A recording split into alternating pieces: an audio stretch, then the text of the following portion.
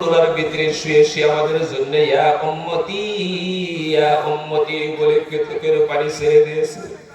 আজকে নবীজির কথা শুনে আমরা চোখের পানি ছেড়ে দিতে পারি না, নবীজির আখলাক চরিত্র আমাদের কলবের ভিতরে ঢুকাইতে পারি না। এই বৈঠকের ভিতরে আপনারা শুনে যান নবীজির কি চরিত্র ছিল, নবীজির কি আখলাক ছিল। নবীজির আখলাক চরিত্র যদি আমি মুসলমান বেটাও যদি কলবের ভিতরে ঢুকাইয়া পারতে পারি, আল্লাহর কাছে হাত তুলতে দেরি করতে পারে, আমার আল্লাহ দোয়া কবুল করতে দেরি করতে পারে না। বলেন সুবহানাল্লাহ।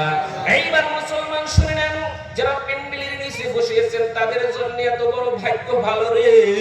আমার মনের ভিতরে জাগ্রত হয়েছে, নিশ্চয় নবীর চরিত্র আপনার কলবের ভিতরে ফিট হয়েছে, নিশ্চয় আল্লাহর নবীর লিবাস আপনার এখানে বসিয়েছেন। বাবাজি দেখুন দেখুন আমার আল্লাহ কি করেন, আল্লাহর নবীর কিরকম চরিত্র ছিল ভালো করে শুনে রাখেন। আল্লাহর নবী গভীর রজনীতে আল্লাহর নবী একা একা একা একা যখন ফিল্ডের ভিতরে যাইতে যাইতে মরুভূমি একটি জায়গার ভিতরে বিশ্বনবী বসে পড়লো। হঠাৎ করে একটা কাফিরের ছেলের সঙ্গে নবীজির সঙ্গে দেখা হয়ে গেল।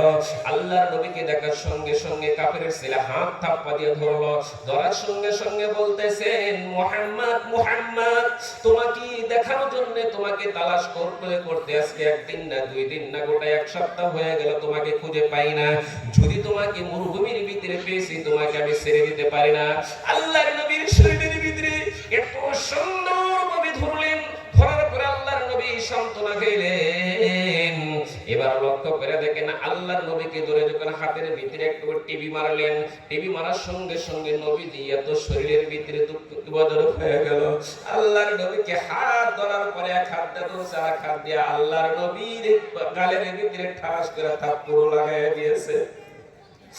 আমার নবীর গালের ভিতরে যখন থাপ্পড় লাগাইয়া দিলেন, যে নবীর শরীরের ভিতরে আল্লাহ একটা মৌমাছি মরতে দেয় নাই, যে নবীর শরীরের ভিতরে একটা পোকামাকড় আমার আল্লাহ কামড়াতে দেয় নাই, সে নবীর গালের ভিতরে যখন থাপ্পড় লাগাই দিলেন, আমার নবীজি গাল ধরে ধরে বলে, বাবা রে বাবা কত বড় আঘাত করলি রে বাবা, তুমি কি জানো আমি নবীজির মা নাই, আমি নবীজির বাবা নাই।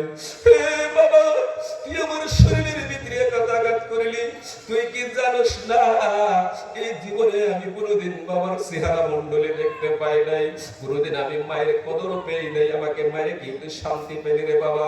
কাফেরের ছেলে আরো একটা থাপ্পড় লাগায় দিলেন, একে একে তিনটি নবীদের গালের ভিতরে যখন থাপ্পড় লাগায় দিলেন, আমার নবীজি চোখের পানি জোর জোর করে ছেড়ে ছেড়ে বলতেছে, বাবা রে তুমি যে হাতটা থাপ্পড় দিয়েছো রে বাবা, নিশ্চয় তোমার হাতের ভিতরে মনে হয় কত বড় আঘাত পেলে রে বাবা। আল্লাহর নবীর শরীরের গাল পুরো ছিঁড়ে দিয়েছেন নবীজি, নিজের গালের দিকে লক্ষ্য করলেন না। নবীজি আজকে দেখেন কাফিরের ছেলেদের হাতের লক্ষ্য করে করে নবীজির চোখের পানি ছেড়ে দিয়েছে। মুসলমান আজকে আমরা দুনিয়ার ভিতরে বসবাস করি, আমরা বড় আলেম হয়েছি, আমরা বড় মাতবার হয়েছি, বড় ইঞ্জিনিয়ার হয়েছি, বড় টাকাওয়ালা হয়েছি, একটু শরীরের ভিতরে যদি টেম্পারটা বেড়ে যায় আমরা মানুষের সাথে অহংকারী করে ঘুরে ঘুরি না বাবাজি। ওরে বাবা রে, যে নবীকে সৃষ্টি না করলে আজকে আমরা দুনিয়ার আলো দেখতাম না, সে নবীর গালের ভিতরে থাপ্পড় দেওয়া সত্ত্বেও নবী যে মানুষের হাতের চিন্তা করতো। বাবা রে তোমাদের পায়ে ধরে বলছি রে বাবাজি, ওই নবীর সঙ্গে যদি আমরা প্রেম করতে চাই, ওই নবীর সঙ্গে যদি আমরা নিবেদন করতে চাই, তাহলে আল্লাহ পবিত্র কোরআনের মধ্যে ঘোষণা করে দিয়েছে নবীজির চরিত্র তোমার কলবের ভিতরে অতি তাড়াতাড়ি ঢুকে নাও। বলেন সুবহানাল্লাহ। এ বাবারা তোমাদের পায়ে ধরে বলছি রে বাবা, যদি নবীদের সঙ্গে চরিত্রের সঙ্গে যদি মিল করতে চাও, অতি তাড়াতাড়ি তোমরা কোরআনের মাহফিলে চলে যাও। তারা সুন্দর সুন্দর কোরআন হাদিসের মধ্যে দিয়ে যেগুলো আলেমরা কথা শুনবো, প্রত্যেকটি কথার ভিতরে তোমরা ধ্যান ধ্যান ধরে যখন শুনবা, এক একটি কথার বিনিময়ে আল্লাহ তাআলা তোমাকে 10টি কিরা নেকি দিব, এবং আল্লাহ তাআলা একটা কথার বিনিময়ে তোমাকে ওই বউটুকের ভিতরে হেদায়েতের ফয়সালা করে দিব। বলেন সুবহানাল্লাহ। বাবারে তোমাদের পায়ে ধরে বলছি রে বাবা, আজকে দেখেন কত সুন্দর প্যান্ডেলের নিচে বসে আছে, একটা কথা মনের ভিতরে কি আমাদের জাগ্রত হয় না? এই হাতে কত মানুষকে বললাম মিনহা খালাকনাকুম ওয়া ফিহা নুঈদুকুম ওয়া মিনহা নুখরিজুকুম, কত মানুষকে আমি নিজের হাত দিয়ে মাটি দিলাম। আজকে বাবারে আমার 40 বছর বয়সে 40 বছরের ভিতরে হাজার হাজার মানুষকে আমি কবরের ভিতরে ঢুকাইয়া দিলাম। এই 40 বছরের ভিতরে মা কি আমি কান্দে নিলাম, বাবাকে কান্দে নিলাম। এই 40 বছরের ভিতরে মনো বাবা হতভাগী বাবা আছে রে। আজকে শিশু বাচ্চাদেরকে কান্দে করে নিয়ে নে কবরের জমিনের ভিতরে চলে গিয়েছে, গেছে না বাবাজি?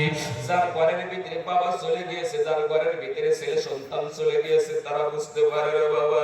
দুনিয়ার ভিতরে যদি মানুষকে আল্লাহ প্রেসারের মধ্যে পালাইছে, সমস্যার ভিতরে পালাইছে, টেনশনের মধ্যে ফেলেছে, সে জানি আগে মনে করে যে নিজে বাবা হয়ে সন্তান যখন দুনিয়ার মধ্যে ফিরে চলে যায়।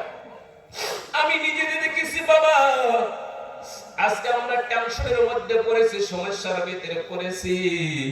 আর আল্লাহ পবিত্র কোরআনের মধ্যে বলছে, যখন আমার কোরআনের দিকে অগ্রসর হও, আমার দিনের রাস্তায় যখন তোমরা অগ্রসর হও, আমি আল্লাহ ঘোষণা করে দিয়েছি তার কোনো ভয় নাই, তার কোনো টেনশন নাই। ওরে বাবা, তোমাদের পায়ে ধরে বলছি, টেনশন দূর করার জন্য আল্লাহ তাআলা আজকে রাতে 2টার সময় আপনাদেরকে বসাইছেন। আগামী কাল দিন আপনি লক্ষ্য করুন। যাই জন্য বাবাজি নাম্বার 1 হলো, পুরো পৃথিবীর মানুষের যদি কোরআনের অগ্রসর হয়ে কোরআনের দিকে তাকায়, যদি একটা আমল করে, গো আল্লাহ আমি তোমার কোরআনকে ভালোবেসেছি, আল্লাহ তোমার কোরআনের কথা সারা রাত শুনেছি, কিন্তু আল্লাহ তুমি তো বলছিলা কোনো ভয় নাই, কোনো টেনশন নাই, টেনশনের বোঝা আমি মাথায় রেখে বসিয়েছি।